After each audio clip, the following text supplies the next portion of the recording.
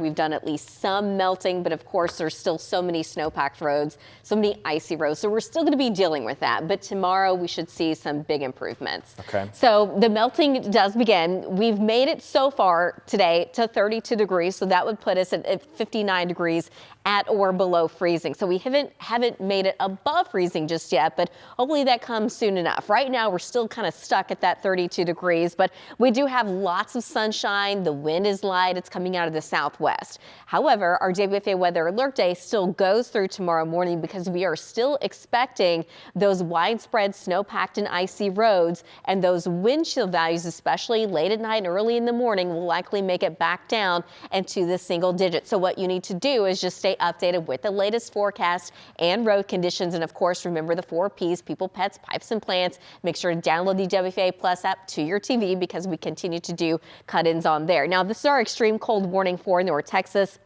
Again, it still goes through tomorrow morning because tonight is still going to be dangerously cold, but we're not in this alone. You can see just how far east this extreme cold warning does go. So this storm has impacted a whole lot of people. Now, today, of course, we made it to 32 degrees, at least so far, but tonight we're expected to drop down to about 14 degrees. The record tonight is 12, so we're going to get close enough to it. But at this point, a lot of the data coming in does keep us at above 12 degrees. So we're going to get close to the record, I think, tomorrow morning.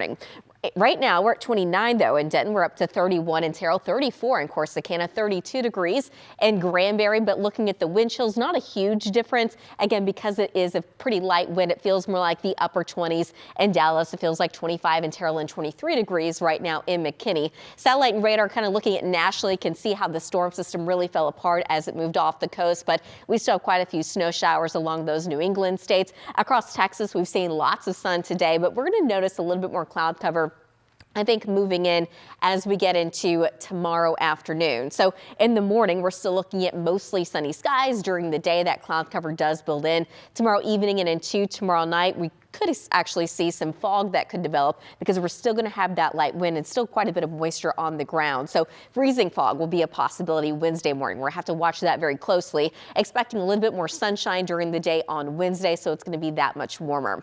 So for tonight, dropping down into the low to mid-teens, I think, for many of us, but tomorrow morning, those feel-like temperatures will still be in the upper single digits to lower teens. And then tomorrow afternoon, temperatures make it back into the upper 30s and low 40s. So quite a bit above freezing. Over the next couple of days, temperatures continue to go up, at least through Thursday. We're looking at highs to make it into the upper 40s. That's going to feel completely different. But another cold front comes in. This time it does look like it's going to come through dry, but temperatures drop down into the 30s by the end of the week and by early next weekend. So for tonight, mostly clear. We're dropping to about 14 degrees. And then tomorrow afternoon, we're looking at partly cloudy skies and temperatures to near 40 degrees. I think we easily hit 40 on Wednesday. Upper 40s expected Thursday. So it does look cold the rest of the week, but that bitterly cold, that's going to be leaving us in the second half of that 14-day.